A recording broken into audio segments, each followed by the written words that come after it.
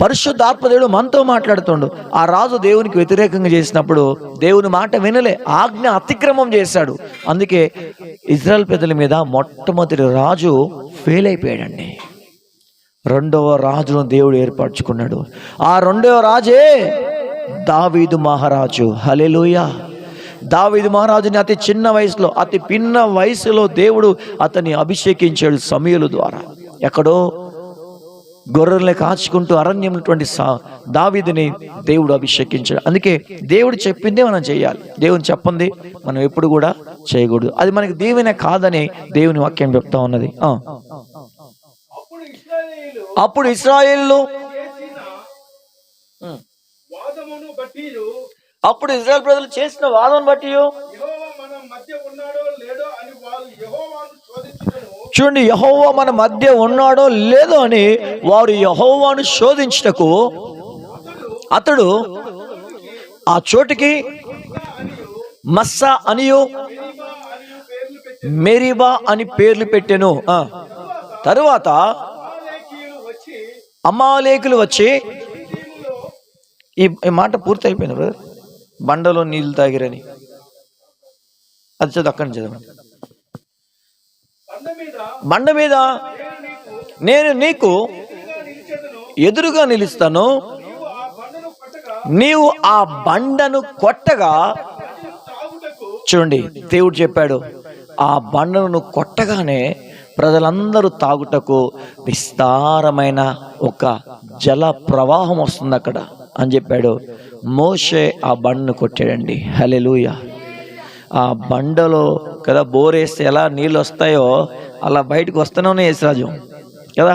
అసలు బండలో నీళ్ళు పడితే చాలా స్వీట్ ఉంటాయి ఆ వాటర్ కదా. దేవుడు నిలబడ్డాడు, ఆ బండను కొట్టగానే బండలోని నీరు వారు తాగారు. హల్లెలూయా.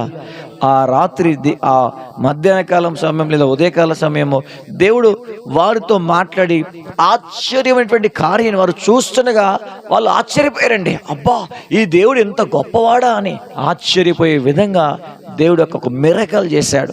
ఈరోజు మన సంఘాల్లో అనేక ప్రాంతాల్లో కూడా దేవుడు ఎన్నో అద్భుతాలు చేస్తూ ఉన్నాడు, ఎన్నో ఆశ్చర్యమైనటువంటి కార్యాలు ఎందుకు చేస్తూ ఉన్నాడంటే ఆయనకి లోబడ్డం ద్వారా దేవుడు చేస్తూ ఉన్నాడు. హల్లెలూయా. ఇజ్రాయెల్ ప్రజలందరూ కూడా ఆ మాట చూసి చూడండి, ఆ వాటర్ను చూసి ఆశ్చర్యపోయారు. దేవుడు ఎంత గొప్పవాడా. ఆ బండను కొట్టగా ప్రజలు త్రాగుటకు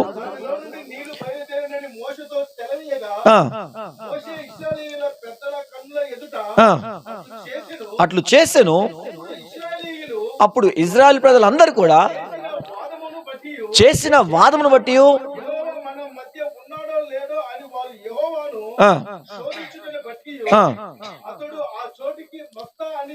అతడు ఆ చోటికి మస్తా అనియు మెరీబా అని పేరు పెట్టెను. తరువాత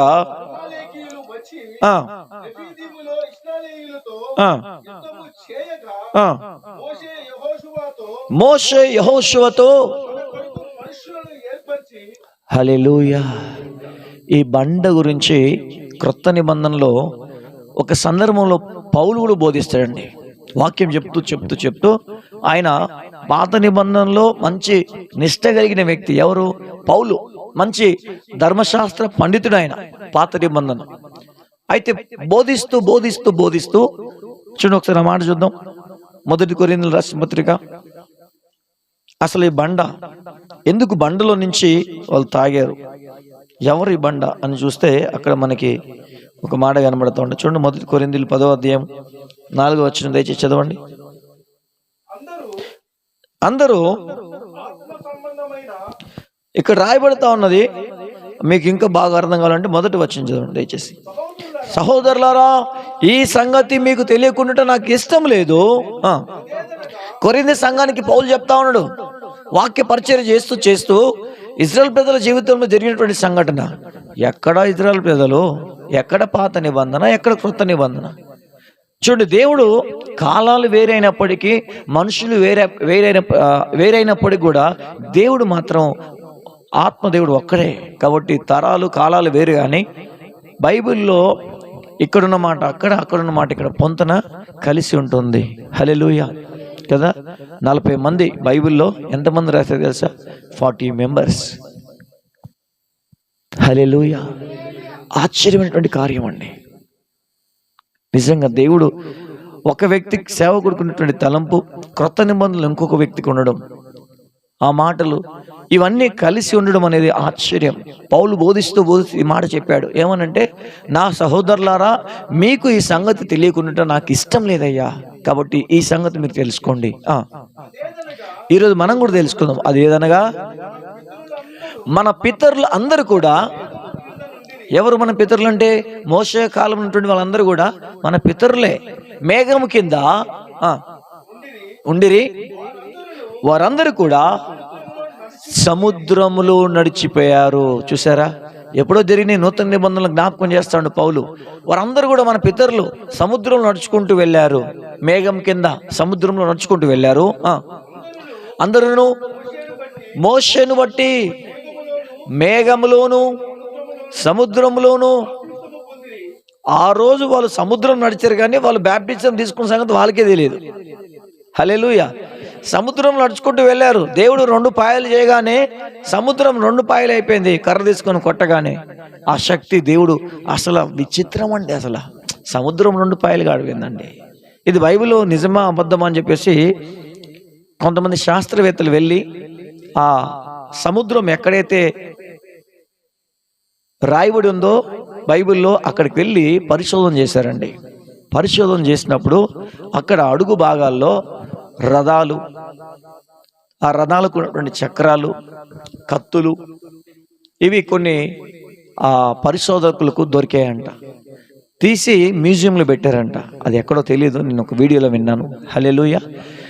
అసలు బైబిల్ చరిత్ర, బైబిల్ ఉన్నట్టుగా అక్కడ వాళ్ళకి ఆధారాలు దొరికాయి. అక్కడి నుంచి చాలామంది దేవుని నమ్ముకున్నారు, చాలామంది విశ్వసించారు కూడా. బైబిల్ దేవుడు ఒట్టి దేవుడు కాదు. ఎలాంటి దేవుడు అంట? గట్టి దేవుడు, రక్షించే దేవుడు, కాపాడే దేవుడు, పరిశుద్ధమైన దేవుడు అని ఈరోజు సమస్త ప్రజలు దేవుని తెలుసుకుంటున్నారు. బయటికి రావట్లేదు కానీ సమస్త ప్రజలు తెలుసుకుంటున్నారు. దినదినము ఆ సంఖ్య పెరిగిపోతా ఉన్నది. పెరగాలి, పెరిగి అనేక ప్రజలు రక్షణ పొందాలని దేవుని యొక్క సంకల్పం. అప్పటి వరకు దేవుని రాకట రాదండి కదా, 2వ రాకట వస్తుంది, కానీ భూమి మీద ప్రజలందరూ రక్షణ పొందాలి. అనేక ప్రజలు ప్రభు కొరకు సిద్ధపడి రక్షణ పొందిన తర్వాత దేవుని రాకట ఖచ్చితంగా వస్తుంది. ఇక్కడ పౌలు అంటుండు, ఈ సంగతి మీ ఎవరికి తెలియకుండా నాకు ఇష్టం లేదు. వాళ్ళు మేఘంలో, నీటిలో, సముద్రంలో నడిచారు మేఘం కింద. దాన్ని బట్టి వాళ్ళు బ్యాప్టిజం పొందారని చెప్తా ఉన్నాడు. అందరూ ఆత్మ సంబంధమైన ఏం ఆహారం? అది పరలోకం నుంచి కురిసింది కదా, అదే మన్నా.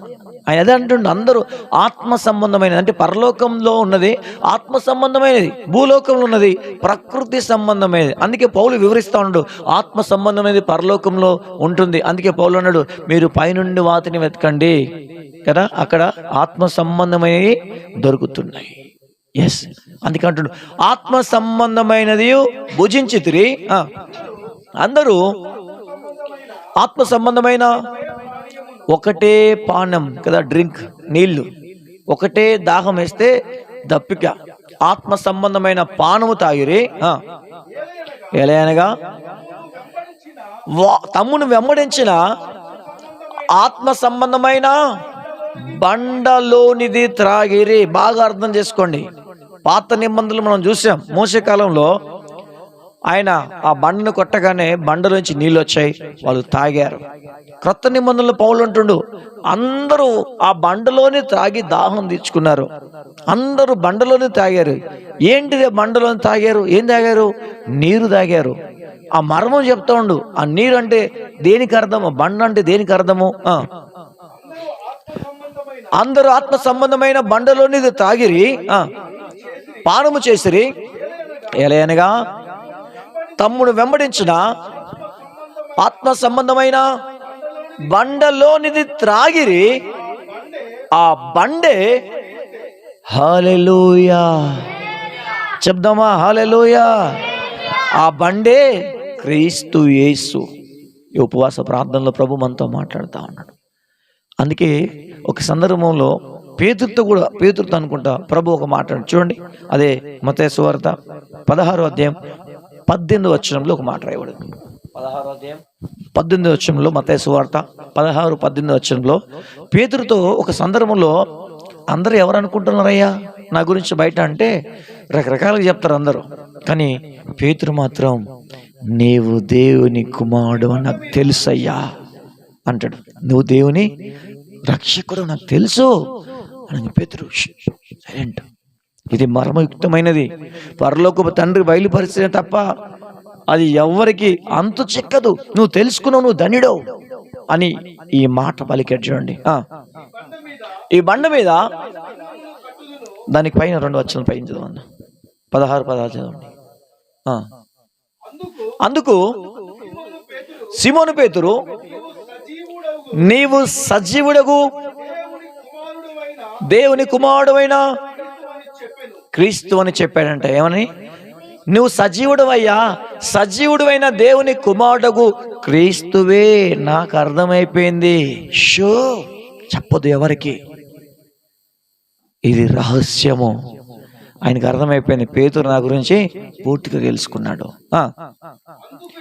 అందుకు యేసు ప్రభువు అంటుండు, సీమోను బర్యోనా, బా కనుగొన్నందుకు ధన్యుడంట.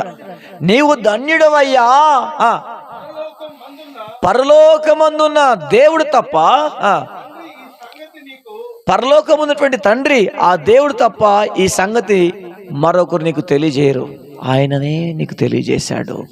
ఆయన తెలియజేయకపోతే నీకు తెలియదు.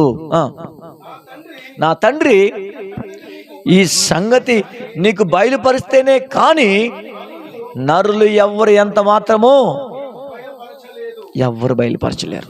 ఎస్, నీవు ఒక ఆజ్ఞను తెలుసుకోవాలన్నా, ఒక సత్యం తెలుసుకోవాలన్నా, ఒక మర్మం తెలుసుకోవాలంటే ఫస్ట్ దేవుడు బయలుపరిస్తేనే అది మనకు తెలుస్తుంది, లేకపోతే తెలియదు. ఆ రోజు పేతురుతో అంటుండు, నేను ఎవరినో నువ్వు తెలుసుకున్నావయ్యా అంటే పరలోకపు తండ్రి నీకు తెలియజేశాడు. మరియు అప్పుడు అంటుండు పేతురుతో ప్రభు, మరియు నీవు పేతురువు, ఈ బండ మీద. ఎలా పోల్చాడు దేవుడు పేతురుని? బండగా పోలుస్తా ఉంటాడు కదా. పేతురు, నువ్వు పేతురు, ఇదిగో బండ, ఈ బండ మీద నేను కడుతున్నా. మరియు ఈ బండ మీద నేను కడతాను, నీ సంఘమును కడతాను, నేను కడతాను. పాతాళలోక ద్వారము దాని ఎదుట నిలువలేవు. హల్లెలూయా. నిలువ నేరవని నీతో నిశ్చయముగా చెప్పుచున్నాను. ఇప్పుడు చెప్పండి, మనమందరం ఎవరు అంట? ప్రతి ఆదివారం దేవుని రక్త మాంసంలో పాల్గొంటున్నాం.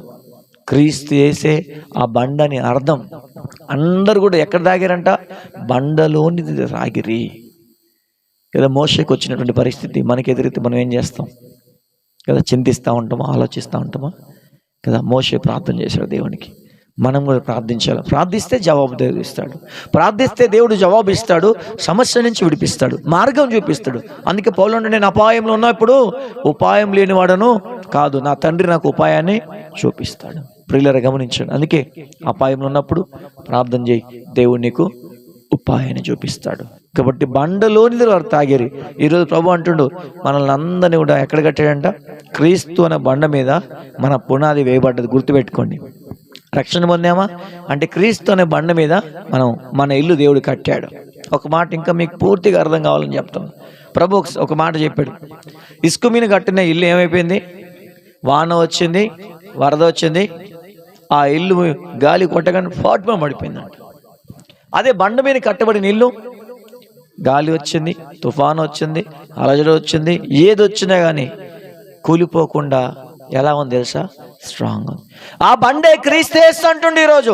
ఆ బండ మీద దేవుడు నిన్ను, నన్ను, మనల్ని అందరినీ కట్టాడు ఆయన. అందుకే పేతురుతో అంటుండు, పేతురు ఇదిగో ఈ బండ నీవే, పాతాళలోక ద్వారాలని ఎదుట నిలువ నేరవు, పారిపోతే అంతే.